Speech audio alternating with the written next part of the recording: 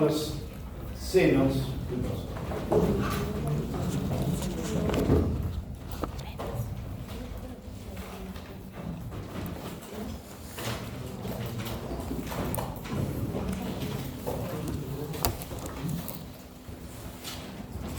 Y vamos a los senos de la dura madre y venas de la cara y cuello. Comenzamos con senos de la dura madre. ¿Qué son los senos? Son conductos venosos. ¿Cómo están formados? Por el desdoblamiento de la dura madre. La dura madre, ustedes teóricamente deberían saberlo, es la cubierta meningia que tapiza todo el tronco encefálico y cerebro, todo el sistema nervioso. Esta dura madre, o sea, esta cubierta meningia, se divide en tres: dura madre, pia madre y aracnoides, que no esté madre. Decimos que entonces esa dura madre se abre y da paso, y se desdobla y da paso a la formación de los senos. ¿Dónde están ubicados estos senos? Entre la cara interna del cráneo, los canales, y las depresiones del encéfalo. Fíjense que tienen cuero cabelludo, el hueso, la cubierta meningia y las depresiones del encéfalo. Entre la cara interna del cráneo, los huesos del cráneo, y las depresiones del encéfalo se ubican estos senos de la dura madre. Esto es una esqueletización para que vean uno. Todo esto es dura madre y se desdobla y da paso a sangre venosa. Todo lo que ustedes vieron, y lo que vamos a ver hoy de venas, las venas tienen los mismos nombres que las arterias que ustedes vieron. Punto 1. Porque, como yo les decía en la primera clase de angiología, donde llega sangre oxigenada, ¿sí?, oxigena el órgano, todo, y después, por capilaropatía, vuelve a través de las venas para hacer el circuito menor de ir a oxigenarse a los pulmones. Senos, distribución, son 21 y son avalvulares. Estos senos, a su vez, están conectados con venas encefálicas, venas meningias y venas del ojo y sus anexos. Esto tiene una explicación. Todos los senos, ya vamos a ver que van a desembocar en un seno que va a dar lugar luego de pasar por el agujero rasgado posterior a la formación de una vena importantísima que es la yugular interna. Pero ¿cuál es el tema? A veces estos senos se obliteran, pueden sufrir obstrucciones y no puede haber sangre carboxigenada, encharcada, o sea, estancada en ninguna parte del cráneo, porque si no hay una hipoxia, muerte celular, y ahí son los llamados ACV isquémicos, o sea que no reciben irrigación. No los hemorrágicos, que es cuando revienta la arteria e inunda todo. Entonces, siempre la naturaleza, el organismo, Dios, tratan de tener una vía de escape. Por ejemplo, vengo por Panamericana, está muy congestionada, tiene un camino alternativo que me hace salir por el costado y vuelve a la Panamericana. Siempre se trata de que circule la sangre venosa. Endocranialmente, exocranialmente y su paso. De estos senos tenemos 5 senos impares y 8 senos pares de cada lado. Por eso, 8 y 8, 16, más 5, 21. Todos estos van a confluir en un lugar que ahora vamos a ver y me van a dar lugar a la formación a nivel del agujero rasgado posterior de la vena yugular interna. Y esa vena yugular interna baja al cuello y del cuello al tórax a los grandes colectores que hoy vamos a ver. Importante algo: osteología, agujero rasgado posterior. Recuerden que el occipital junto con el peñasco del temporal, forman este ARP o agujero rasgado posterior, y en uno de los accidentes del occipital encontramos la escotadura yugular. Era por eso. Para que ustedes tengan una idea, primero una somera idea, un seno longitudinal superior, las venas cerebrales, y todos confluyen, acá está el seno cavernoso, todos confluyen a un seno que es el seno transverso y de ahí a la yugular interna. Vamos describiendo y clasificando cada grupo. Tenemos un grupo de esto que es antero-inferior, o sea, adelante y abajo. Y un grupo que es postero-superior, atrás y arriba. Comenzamos con el grupo antero-inferior. Todo esto que ustedes ven como tapizado, esto es la meninge. Y tenemos los senos esfenoparietales, en algunos lados lo van a ver como de Betchereu, pero no me interesa. Los senos esfenoparietales, el seno coronario, rodeando ¿qué? La hipófisis, esto es, se ubican a las menores del efenoides, esfenoparietales, seno coronario y el seno occipital transverso, que se ubica, como ustedes pueden ver, a nivel de apófisis basilar del occipital y lámina cuadrilátera del efenoides. Todos estos tienen íntima relación con estos que están a los costados, que son los senos cavernosos. El seno cavernoso, de un lado y del otro, acá se ve rojo porque cortamos la cubierta meningia para que vean esta arteria, que ustedes bien conocen, que es la arteria carótida interna. Seno cavernoso se los dio la doctora cuando vieron carotiditis. De ahí vamos a tener la relación con los senos petrosos superiores que van a correr por el borde superior del peñasco del temporal, los senos petrosos inferiores que van a correr en la articulación entre el peñasco y el occipital, los senos petrooccipitales y los senos carótidos. Fíjense que acá hay otros nombres, lateral, recto, longitudinal superior, que no corresponden a este grupo anteroinferior. Y este seno cavernoso, que está aquí a los costados del cuerpo del efenoides y a los costados de la silla turca, recibe aferente, o sea, venas que le llegan. Una de ellas son las venas oftálmicas.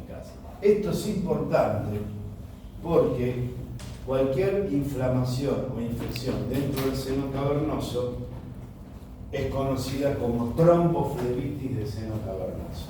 Y ustedes me dirán, bárbaro, ¿qué tiene que ver? Me estás hablando de una vena del ojo que tiene que ver con la parte de odontología. Sí. Las antiguas abuelas decían que esto era el triángulo de la muerte, porque si se reventaban los granitos, había una infección que se le subía a la cabeza y la gente se moría. Bien. A través de las venas oftálmicas y de la vena angular, como hay una arteria angular, hay una vena angular, llegan al seno cavernoso y todas las bacterias pueden llegar a penetrar al seno cavernoso. ¿Y de qué otra manera pueden llegar sin apretarse los granitos? Tiene un paciente con todo su sector antero superior, con caries, fluidos y procesos abscedosos en los ápices de los dientes superiores. Toda esa infección, obviamente hay que tratarla, pero cualquier microorganismo de eso puede, a través del sistema venoso, llegar hasta el seno cavernoso. Y ahí tenemos esta patología seria y grave, que es la tromboflebitis del seno cavernoso. Para eso sirve. Ahí tenemos el seno cavernoso, acá con la cubierta meningia y acá no. Y ahora vamos a hacer un corte y acá tenemos la cubierta meningia de un lado y del otro, la hipófisis, cuerpo del efenoides con los senos efenoidales, esto estamos viéndolo de atrás, la nasofaringe, y esto es el seno cavernoso. Obviamente, lo que está en azul es sangre carboxigenada. Lo rojo es la arteria carótida interna. Dentro del seno cavernoso vamos a tener a la arteria carótida interna y al nervio motor ocular externo, sexto par craneal, que van a ver en el segundo capítulo. Y van a ver unas tiritas blancas acá, ¿las ven? Que me mantienen a la arteria y enfundado a este tronquito nervioso fijado a las paredes, tanto óseas como meningias, porque como acá circula sangre venosa, si no, la arteria estaría haciendo esto. Esos son, que ya lo vieron, los ligamentos laterales de Crolard. Doctor, ¿y cómo entra la carótida interna al seno cavernoso? Volvemos a esto. Cuando la carótida interna emerge, ¿de dónde? Se lo digo a la doctora. La carótida interna asciende, entra en el agujero carotidio, se mete en el peñasco y por dónde sale.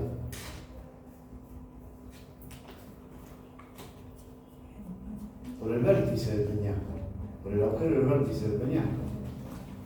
¿Se acuerdan cómo está formado el peñasco temporal? No. La arteria carótida interna, una vez que asciende, entra en el conducto carotidio, hace su trayecto petroso y sale por el vértice del peñasco. Cuando ustedes ven un temporal y agarran un peñasco, van a ver que tiene un agujero en la punta. No el agujero del conducto auditivo externo ni el interno, sino la punta del peñasco. De ahí, cuando emerge, perfora la meninge para meterse dentro del seno cavernoso y a ese lugar lo llamamos agujero de Dorelio. Dorelio. Por ese agujero entra la arteria carótida interna al seno cavernoso. Y en el seno cavernoso, en el interior, está acompañada por el sexto par craneal o motor ocular externo. Observen esto que es importante. Esta es la cubierta meningia. Me siguen el punterón.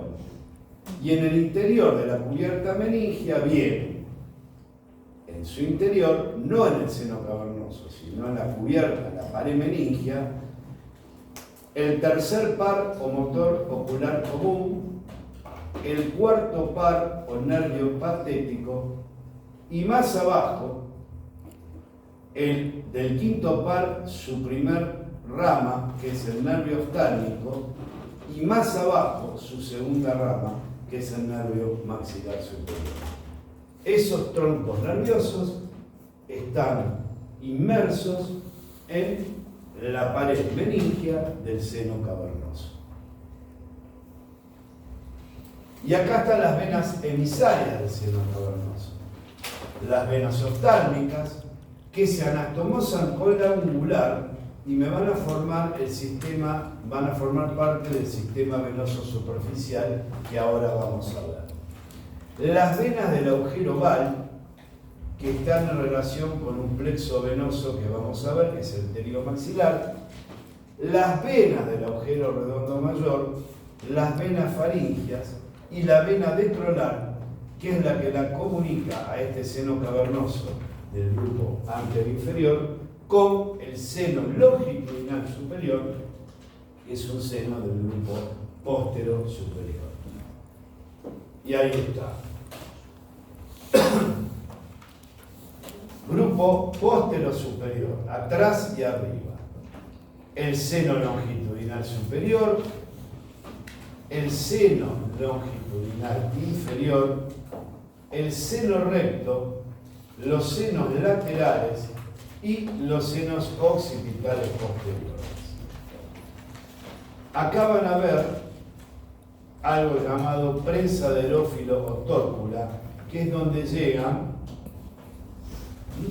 seno occipital posterior, prensa de erófilo, a nivel de la protuberancia occipital interna.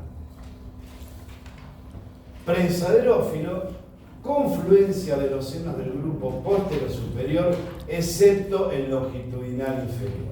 Porque el longitudinal inferior, que es este, desemboca en este seno que sí va a la prensa de erófilo, que es el seno recto. ¿Se entiende? Todos estos senos llegan a la prensa de erófilo, menos el longitudinal inferior, que desemboca en el seno recto. Esto que están viendo acá, que es meningio, es la denominada hoz del cerebro. ¿Saben lo que es una hoz? ¿Saben? Es esa cuchilla arqueada que usan los labradores para desmalezar y cortar. Esa es la hoz. Por eso esto tiene forma de hoz, como si acá tuviera el mango. ¿Esto qué pasa? ¿Por qué es hoz del cerebro? Porque la meninge se mete en el espacio interhemisférico. El cerebro tiene dos hemisferios, uno derecho y uno izquierdo, y esta hoz del cerebro se mete en el medio tapizándolo. Y acá está, como les decía, la prensa de erófilo a la altura de la protuberancia occipital interna. Y acá tenemos las venas comunicantes. El seno longitudinal superior con el seno lateral a través de una vena que es la vena de la B. Eso se llama anastomosis inferior. El superior es este, a través de la vena de la B con el seno lateral. Con el seno cavernoso a partir de la vena detrolar. Y a la vena detrolar le decimos que es la vena anastomótica o anastomosis superior. La B, anastomosis inferior, trolar, anastomosis superior. Y acá está. Seno longitudinal superior a través de la vena detrolar superior y a través de la vena de la B, la anastomosis inferior. Y acá fíjense que dice jugular vein. ¿Por qué? Porque la conjunción que me lleva a la formación de los senos transversos llegan acá chicos, donde estoy marcando es la región del agujero rasgado posterior, y una vez que esos senos laterales, derecho e izquierdo, entran al agujero rasgado posterior y salen desde endocráneo hacia exocráneo, cambian su nombre al nombre de vena yugular interna. Y vamos con las venas. Las venas de la cabeza primero. Vamos a tener superficiales y profundas. Decimos que acá empiezan a ver, o se empiezan a juntar, las venas preparatas, que no son nada más ni nada menos que la anastomosis de las venas frontales y las palpebrales. Frontales de la parte frontal, palpebrales de los párpados. Esas venas siguen bajando y reciben a la vena angular, a la vena del ala de la nariz y a la vena coronaria. A su vez, estas son superficiales y en la profundidad, fíjense la que viene ahí, es la vena facial profunda o alveolar, que cuando se anastomosa con todas estas venas, me da lugar a la formación de esta, miren, ¿saben? Que es la vena facial anterior. Entonces, recapitulando, las preparadas, más la angular, ala de nariz y coronaria, recibiendo a la alveolar o facial profunda, me dan lugar acá a la formación de la vena facial anterior. Y ahora van a ver por qué. La vena facial anterior que va hacia abajo y atrás. ¿Ven la cortadura sigmoidea?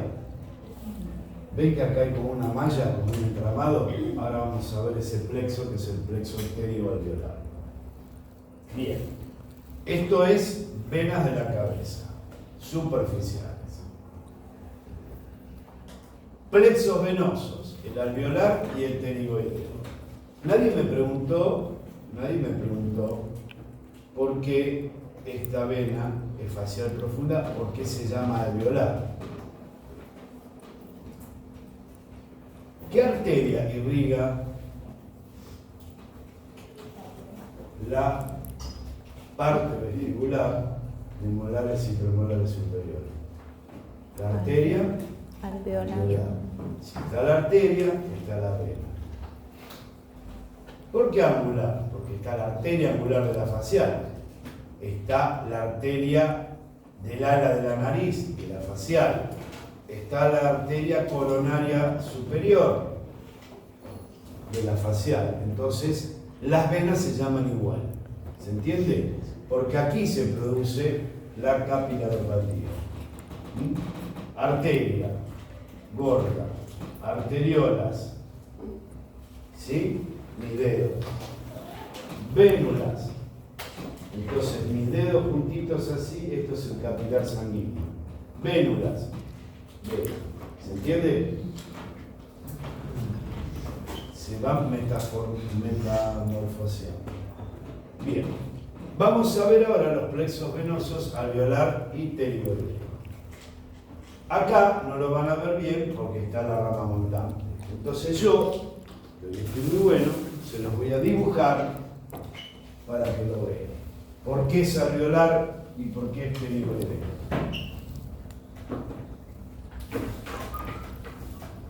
Miren.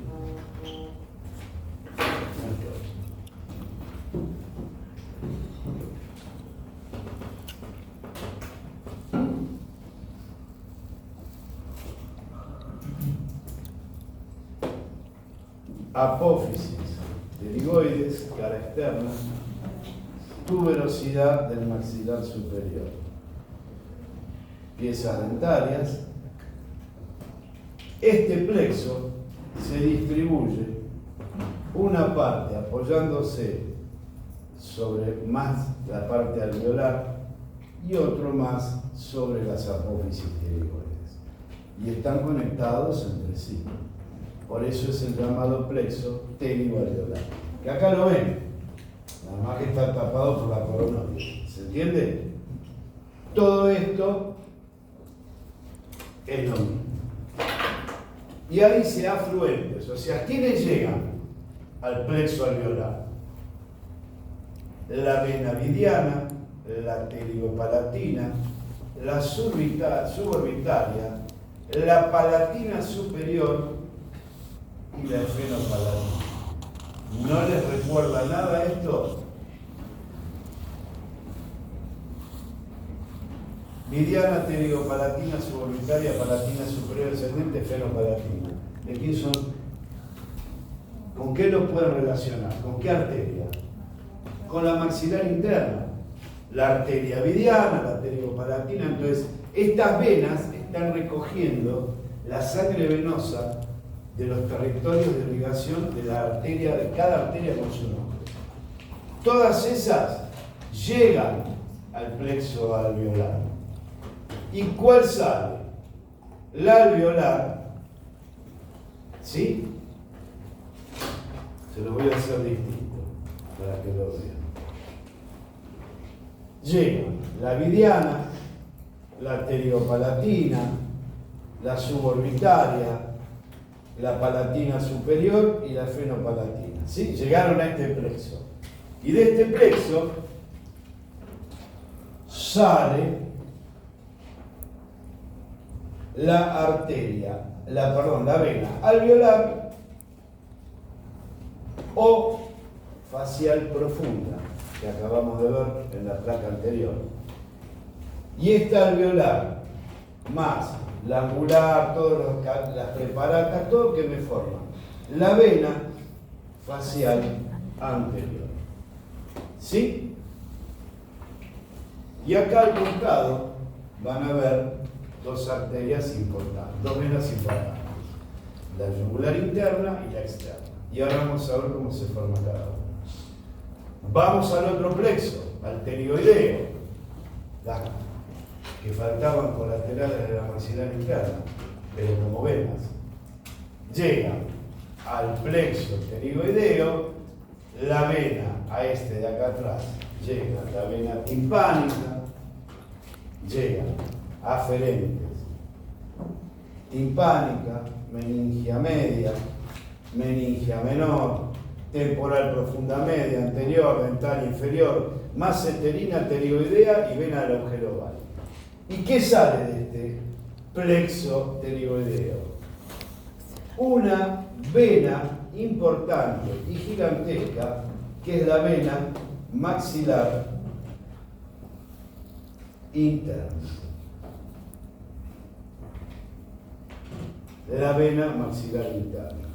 Y fíjense ustedes algo, la única vena que no llega ni al plexo alveolar ni al pterigoideo y desemboca directamente en la vena maxilar interna es la vena bucal,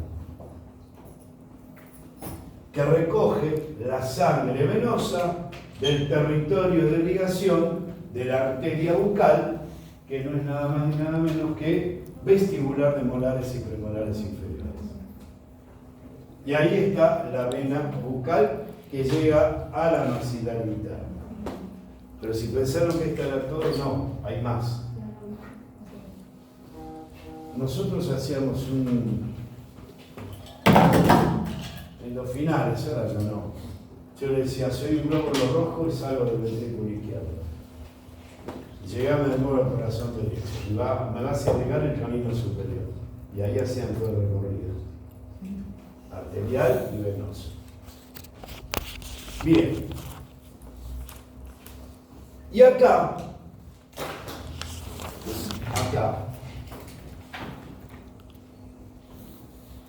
¿qué glándula hay acá? ¿Qué glándula hay? ¿Qué glándula? Vamos. ¿Qué glándula puede haber ahí? Parótida. Cuando ustedes vieron el corte del espacio maxilo-vértebro-faringeo, teníamos las parótidas y decíamos que estaba la carótida externa, porque esa la di yo, y un tronco, o la vena, tronco temporomaxilar. ¿Qué pasa? La vena maxilar interna, como ustedes podrán deducir, me viene recogiendo la sangre venosa de todo el territorio de irrigación de la arteria maxilar interna. ¿Sí? Está en región parotídea. ¿Sí? La vena temporal superficial me viene recogiendo la sangre venosa de todo el territorio de irrigación de la arteria temporal superficial. ¿Se entiende? Es muy simple. Si acá teníamos la arteria temporal superficial, la que recoge la sangre venosa es la vena. La vena temporal superficial más la vena maxilar interna me van a formar un tronco importante que es el llamado tronco temporomaxilar. Ahora bien, plexo pterigoalveolar, sale la vena maxilar interna. ¿Ven que va para atrás? ¿Qué región es esa? ¿Qué fosa?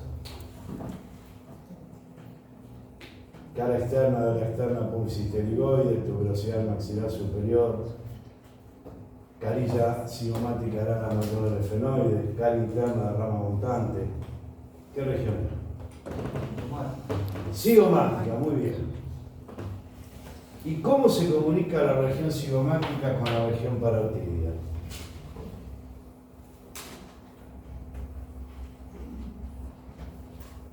A través de esto, que es el ojal retrocondilio de Hubbard. Retrocondilio de Hubbard. Entonces la vena maxilar interna pasa de fosa cigomática a región parotidia a través del ojal retrocondilio de Hubbard, se anastomosa con la vena temporal superficial que entra por el polo superior de la parótida e intraparotidiamente me forman el tronco temporomaxilar. Y este tronco temporomaxilar se va a dividir en dos, que no son estos. Este tronco temporomaxilar se va a dividir en dos. Tronco temporomaxilar. Vena maxilar interna, vena temporal superficial. ¿Siguen el esquema? Viene de arriba, viene de cigomática, me forma el tronco temporomaxilar. Bien. Este se divide en dos, uno para acá y uno para acá. El que viene para acá se va a llamar tronco parótido external. Que este tronco parótido external se va a juntar con este tronco que viene de atrás, que es el tronco aurículo occipital, ¿entienden? Están más perdidos que la neblina, porque no estudiaron nada. Arterias no estudiaron, no estudiaron, escucharon en la clase y nada más. ¿Cuáles son las colaterales posteriores de la arteria carótida externa? ¿Cuáles son? Arteria carótida externa, 6 colaterales. 2 anteriores, 3 anteriores, 2 posteriores y una interna. ¿Cómo se llaman las arterias que van para acá atrás? ¿Cómo? Y auricular posterior. Arteria occipital y auricular posterior. Si hay arteria occipital y auricular posterior, hay venas. Esas venas forman el tronco aurículo occipital. Y esto es fundamental porque esto es pregunta de examen final y definitoria. Cuando se juntan el tronco parótido external y el aurículo occipital, me van a dar lugar a la formación de la otra vena yugular importante, que es la vena yugular externa.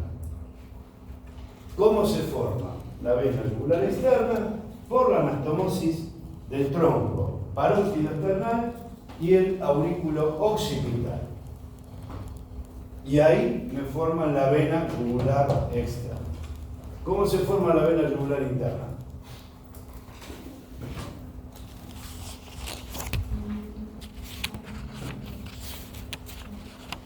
¿Quiénes forman la vena yugular interna? Los senos laterales. Lo di hace 5 minutos, chicos. Están en cualquier lado. La conjunción de todos los senos de la dura madre a través de desembocan en los senos laterales y de ahí cuando pasan del dorsocráneo se transforman en yugular interna.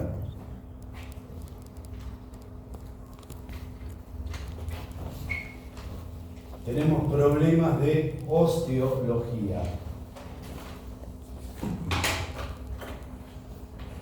Bien, la vena yugular interna, externa entonces se forma a través de esta anastomosis de todo esto.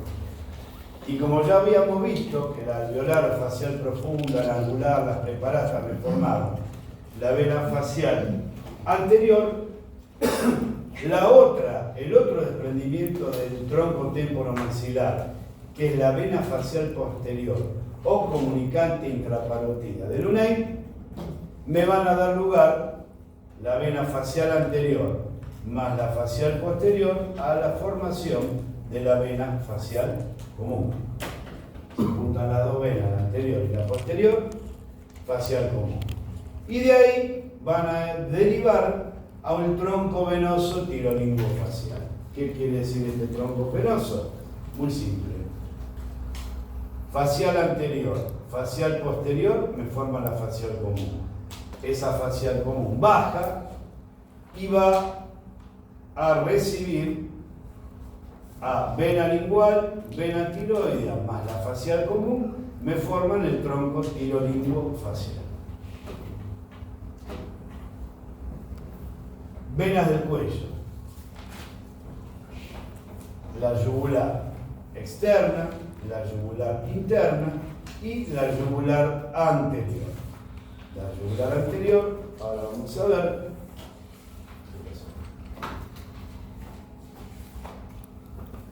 Se forma a través de las anastomosis de las submentales, submentonianas, recibe afluentes y se forman dos venas, una de cada lado, yugular anterior. La yugular externa, como ustedes recuerdan, no lo van a recordar, es relación de la cara externa del músculo lateral del cuello.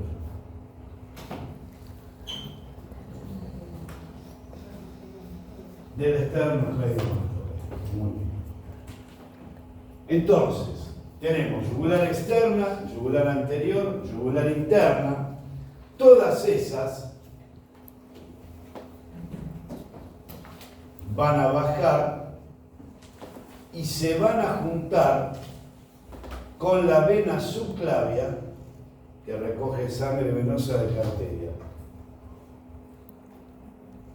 La vena subclavia. ¿De qué arteria puede juntar sangre venosa a la arteria subclavia? ¿De la femoral? ¿Del callado de la aorta? ¿Qué arteria? ¿Qué arteria? Subclavia, chicos.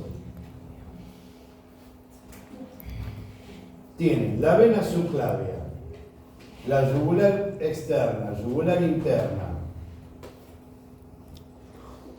y la yugular anterior, me forman un globo que es el confluente, porque confluyen, yúgulo subclavio del pirogo. Y este confluente, yúgulo subclavio del pirogo derecho, me forma el tronco venoso brachiocefálico derecho. Del izquierdo hay otro tronco venoso, que es el brachiocefálico izquierdo, porque recuerden que hay yugular anterior, externa, interna derecha y lo mismo izquierdo. Se forman dos troncos venosos brachiocefálicos y cuando los dos troncos brachiocefálicos se anastomosan, me dan lugar a la formación de esto, que es la BCC. La vena cava superior que va a la aurícula derecha. Y ahí se completa el círculo. ¿Sí? Muy bien.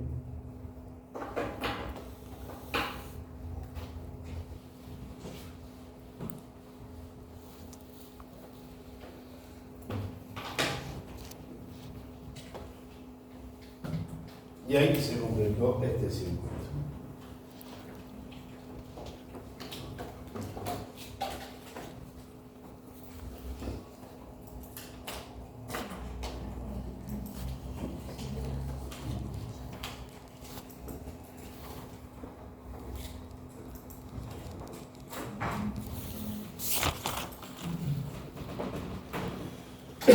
Y ahí se acabó el drenaje venoso del nacimiento.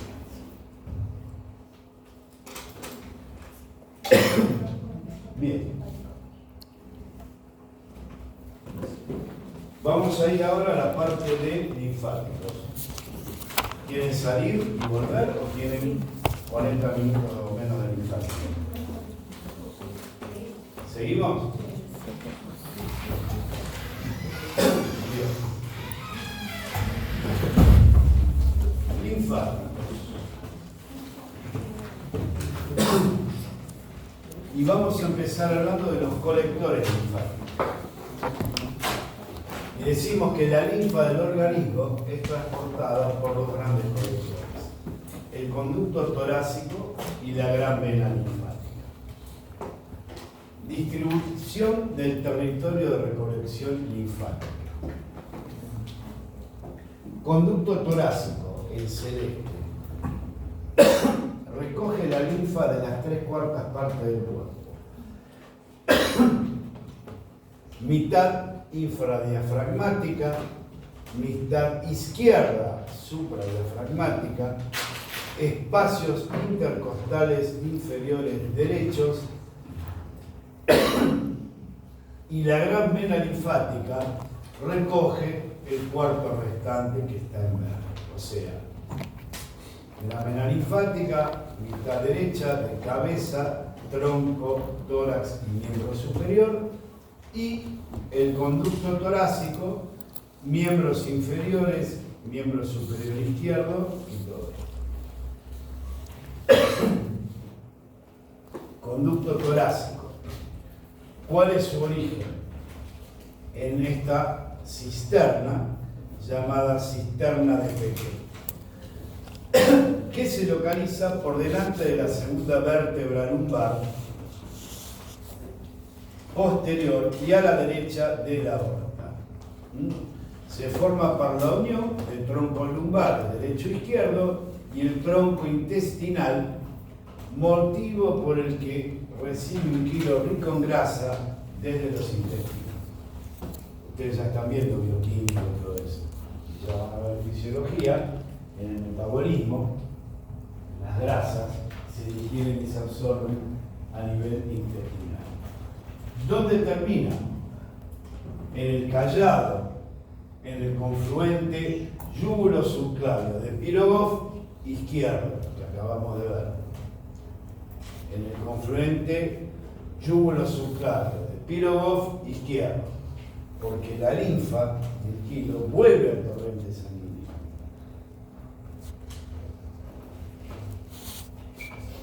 La gran vena linfática es un tronco chiquito, de trayecto corto, acá lo ven, gran vena linfática, se forma por la confluencia de los troncos colectores linfáticos procedentes de la mitad derecha de cabeza y cuello, tronco yugular derecho del miembro superior derecho y el tronco subclavio derecho, y de la mitad derecha del tronco, y tronco broncomediastínico derecho. ¿Dónde termina? Sí, el conducto torácico termina acá, que acá lo están viendo, en el confluente yugular subclavio de Pirogov izquierdo. Este termina en el confluente yugular subclavio de Pirogov derecho.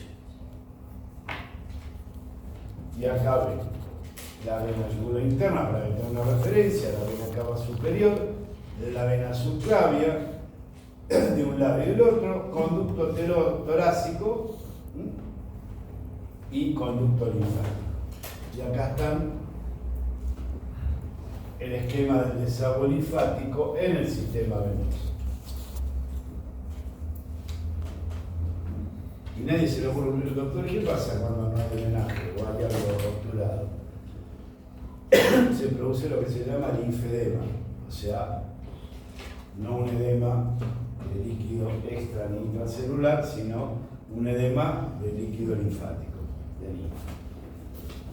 Difícil de tratar con corticoides y todo, pero bueno, para otras cosas. Y acá vamos a la descripción semifisiológica del asunto. El plasma sale a los tejidos a través de capilares a mayor velocidad que su vuelta a él. ¿Qué hace el sistema linfático? Recoge el exceso de plasma y lo devuelve a la sangre. El plasma, ¿saben lo que es el plasma? ¿Ya vieron histología? ¿No vieron sangre en histología todavía? ¿Saben los elementos configurativos de la sangre? Eritrocito, linfocito, T killer, todo eso lo llaman plasma sanguíneo. Bueno. Entonces, recoge el exceso de plasma que está en el líquido extracelular y lo vuelve al torrente sanguíneo. De acumularse ese plasma, intersticial, la linfa, impediría la salida de nuevas cantidades de plasma y aumentaría la presión intersticial. El intercambio entre plasma sanguíneo, intersticial y linfático es continuo. O sea, nuestro sistema linfático está permanentemente devolviendo plasma al sistema sanguíneo. ¿Ven? Bien. Esto es fisiológico. Así que no importa. Ya el concepto era el otro. Este es el capilar linfático y el producto de digestión de las grasas, que es el kilo. Como uno dice, uno habla de kilo y linfo. ¿El kilo qué es? Con Q, de queso. Es el producto de la digestión de las grasas en el intestino delgado. Eso es el kilo. Y también lo recoge el sistema linfático y lo vuelve. ¿Cómo está constituido el sistema linfático? Ahora vamos a ver lo importante. Capilares linfáticos con extremo ciego, o sea, extremo cerrado, vasos linfáticos con válvulas, ganglios linfáticos. E importante, órganos y tejidos linfóides. El timo, el vaso y las amígdalas o nódulos. ¿Cuáles son las células del sistema linfático? Los linfocitos. Y ahora vamos a ver esto que es importante para nosotros. Sistema linfático de cabeza y cuello. ¿Cuántos ganglios tiene el ser humano? Entre 400 a 600. Y un tercio está en el cuello. ¿Cuál es la función? Defensa y protección del ganglio linfático. Defiende de bacterias, de toxinas y de células cancerosas. Puede convertirse, según la virulencia del proceso patológico, en focos infecciosos por bacterias o toxinas o neoplásicos si se tratara de células cancerosas. ¿Cómo se clasifica? En 9 grupos principales. Y acá los tenemos. El primero es el collar ganglionar pericervical, o sea, todo alrededor del cuello, peri. ¿Qué tenemos? Los ganglios occipitales, mastoideos, parotídeos, submaxilares, confaciales y submentales o submentonianos. Y tenemos también los sublinguales, los retrofaringios, los cervicales anteriores y los cervicales laterales, las famosas cadenas cervicales del cuello.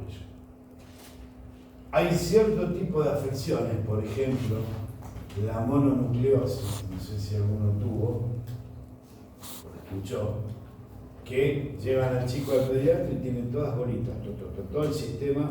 Entonces ahí se piensa en algún problema linfoide o tumoral o mononucleosis. La mononucleosis es lo más común en las criaturas. Todos los ganglios, cuando ahí dice se pueden convertir, es cuando ustedes tienen una infección en la boca, hay ganglios que se inflaman. Característico que ahora vamos a ver, cuando hay un problema en el tercer molar inferior, se inflama un ganglio a nivel del subángulo mandibular, que eso ustedes lo van a diagnosticar todos los días, que es el llamado, ahora vamos a ver, ganglio de Chasseñac. Y es el ganglio satélite del tercer molar. Eso es sí o sí. Cuando se inflama lo más probable es que el tercer molar inferior esté con complicación. Vamos a hablar de todo, pero vamos a empezar con esto. Ganglios occipitales, mastoideos y parotídeos. Los occipitales los vamos a clasificar en superficiales y profundos. Y vamos a tener aferentes, o sea, los que llegan a estos ganglios occipitales, que son de la zona de la nuca y del cuero cabelludo. Vieron, si tienen algún granito o algo, se les puede inflamar el ganglio. Y eferentes, ¿a dónde van? A la cadena ganglionar del nervio espinal. Los mastoides Los aferentes son de la zona posterior de la oreja y zona parietal. Cuando se hacen un piercing, seguramente se le va a inflamar este ganglio más. ¿Y dónde drenan? ¿Cuáles son los eferentes? En los profundos occipitales y también a la cadena del nervio espinal. Los parotidios, también superficiales y profundos, los aferentes son del frontal, del temporal, del ala de la nariz, órbita, orejas, del labio superior, zona de molar, encías y malar. Cualquier afección en esta zona puede dar lugar a la formación de ganglios intraparotídeos. ¿Y a dónde drenan? Dice, ¿a dónde drenan estos intraparotídeos? Fíjense, a la cadena de la vena yugular interna. Y acá tenemos los linfáticos de la nariz, hacia dónde pueden derivar. Toda esta zona pueden derivar a los parotidios, los parotitos son los ganglios parotidios, superiores e inferiores, y a los submaxilares. Por eso a veces hay procesos en un premolar, dice, pero tengo un ganglio acá. Entonces los odontólogos buscan el maxilar inferior y no recuerda que cuando hay un proceso en esta zona también puede drenar en los submaxilares.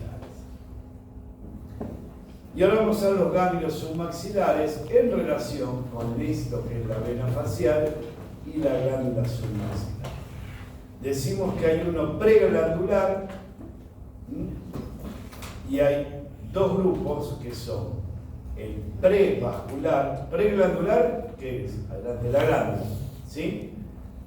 Prevascular es por delante de la vena facial y es el denominado ganglio de Starr 1. Y otro retrovascular que es el llamado Starr 2.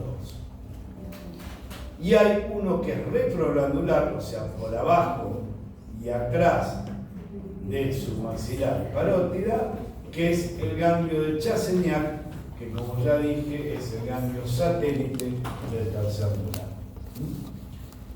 Y por último, adentro de la glándula, el intracapsular. Aferente, ¿de dónde le llegan a estos grupos submaxilares? Del mentón, del labio, de la nariz, de mejillas, de lengua, del piso de boca y de la glándula submaxilar. ¿Y a dónde van? A drenar a la cadena de la yugular interna. Ganglios faciales.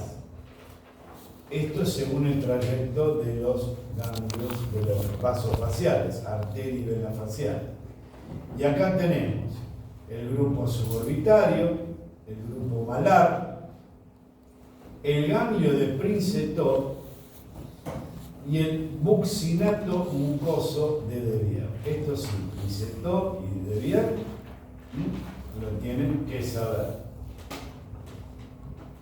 ¿Por qué buccinato mucoso? ¿Qué músculo está acá? El buccinador. Muy bien. Y estos drenan en los submaxilares, en los que vimos antes. Está el 1, está el 2, cadena del yugular interno. Ganglios submentales, en línea media, tenemos un grupo anterior, medio y posterior. Los aferentes son procesos del mentón, labio inferior, encía anterior, punta de la lengua y parte anterior del piso de boca. ¿Y dónde van a drenar?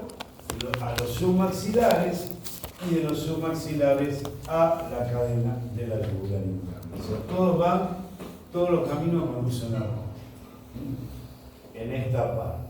Ahora vamos a ver los otros. Sublinguales, que son inconstantes. Tenemos un grupo lateral entre los vasos linguales por la cara externa de los genioglosos y un grupo que está en el medio, mediano, que está entre ambos genioglosos. Retrofaringios, estos, ¿recuerdan esto? Miren, maxilo vértebro faríngeo, parótida, carótida externa y tronco temporomaxilar, lo que les acabo de decir. Los retrofaringios reciben la linfa de fosas nasales, amígdala faríngea, senos paranasales, velo del paladar, naso y orofaringe.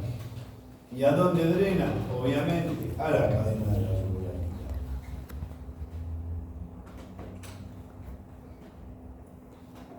Cadena, ganglios cervicales anteriores, cadena de la yugular anterior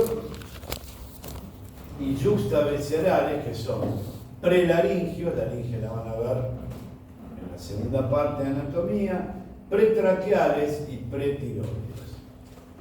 Llegan aferentes de piel y músculos de la región y los eferentes van a la cadena, obviamente, de la yugular interna. Los laterales, los superficiales son los de la cadena de la yugular externa, sobre la cara externa del esternocleidomastoideo. Los profundos, cadena de la yugular interna, cadena del nervio espinal y cadena de la cervical transversa, arteria cervical transversa. Bueno, la del nervio espinal entonces recibe occipitales y mastoideos y la de la yugular interna al resto.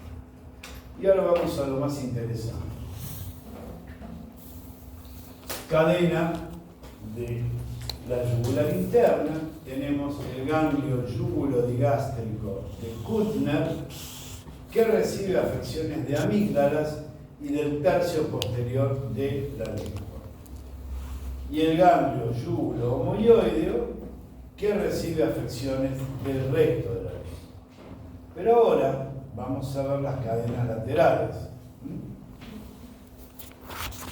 Y vamos a ver uno, que es el ganglio de Troisser o de Virchow, que esto es el semáforo porque está afectado en neoplasias de mediastino y de abdomen. O sea, cáncer de pulmón o de colon. Se le aparece un huevo, ahí, el nódulo de Virchow. Ahí. De cualquier manera, para ustedes, se lo van a dar en semiología. ¿Para qué sirve esto del infarto? Tengo unos bultitos acá, doctora. Entonces ustedes tocan, el ganglio está duro, ya no gusta, tiene que estar un poquito más blandito. Dolera la palpación. Y algo fundamental, ustedes agarran el ganglio y les voy a decir el método. Imagínense que ustedes ponen una aceituna en la mesa. Le ponen un repasador arriba, ¿sí? Agarran la punta del repasador y con una mano agarran la aceituna y hacen así. La aceituna corre por debajo del repasador. O sea, el ganglio se moviliza debajo de la piel y está hablando. Si no se moviliza, o sea, si ustedes quieren mover el ganglio y está pegado a la piel, como así, que va de un lado para el otro, y está duro, ya está en un semáforo amarillo. Y si después tocan todas las cadenas cervicales de la yugular externa, por delante de la yugular interna y la cervical transversa, y sienten un rosario, como si fuera un rosario, tuvieron un rosario en la mano alguna vez, sí, duro, y no se mueve y no se desplaza para abajo de la piel, es neoplásico. ¿De dónde? Después se verá. Pero es el signo de que hay un tumor maligno en el órgano.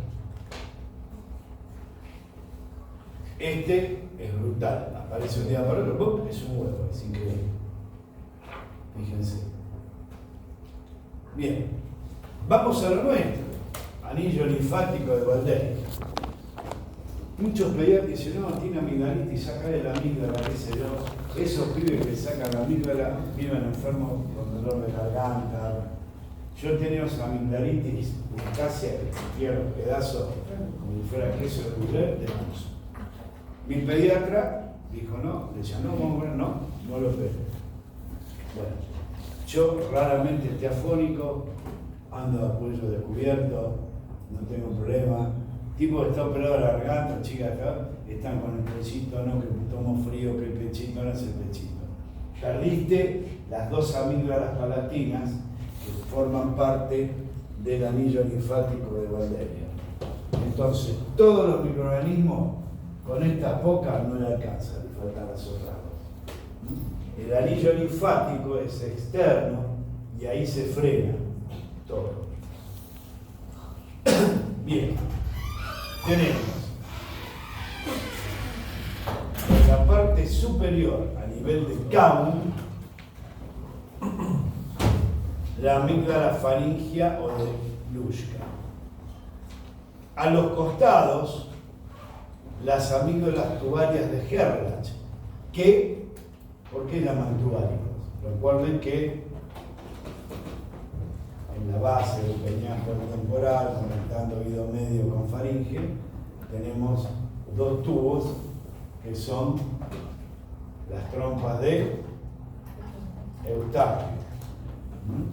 Entonces, las amígdalas tubarias se posicionan sobre ambas trompas de Eustaquio. Una inferior, allá abajo, en el repliegue gloso-epiglótico, que es la amígdala lingual. Y las amígdalas palatinas o tonsilares, porque están ubicadas entre el pilar anterior y el posterior del velo de paladar. ¿Cuál es el pilar anterior y cuál es el pilar posterior?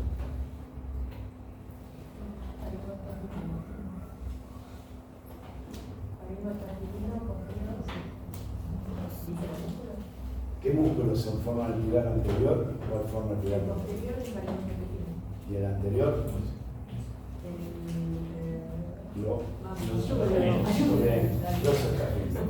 No tengan miedo y estudienlo. Y después tenemos un reguero linfoide yuxtaepitelial en la vertiente dental de las encías. Todo este sistema, este anillo linfático, es el que me va a contener o va a intentar ser como, ¿vieron el mosquitero? Agarrar todas las porquerías que puedan ahí. Y acá tiene la amígdala faringia de Luschka, amígdala tubárica en relación con la trompa de Eustaquio, reguero linfoideo sobre las encías, la amígdala lingual, repliegue gloso-epiglótico, y la palatina, que es la que dicen, nena, tenés la garganta, a ver si tenés rojo, y te baja la lengua y te miran en el costado. O dice, tenés unas criptas de pus, sí. Llámelo con antibiótico y garra. Y eso es el anillo linfático de Walderia. ¿Qué problemas puede haber? A nivel de cabo y nasofaringeo, esos crecimientos adenoides, el tejido adenoide crece, producen vegetación, exploraciones, y eso sí dificulta la respiración y eso sí se opera. Y acá la tenemos. La amígdala faringia, ahí arriba, y cuando se hipertrofia nos da las vegetaciones adenoides. En techo de cabo. Y acá tenemos la palatina y la lingual, fíjense, repliegue gloso-epiglótico. Esta es la epiglótica. La amígdala lingual.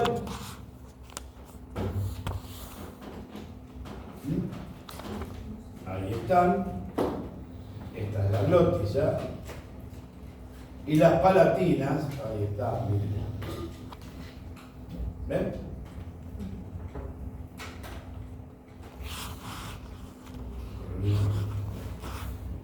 Y acá tienen las faringias, la palatina y el repliegue, las tubáricas y la lingual.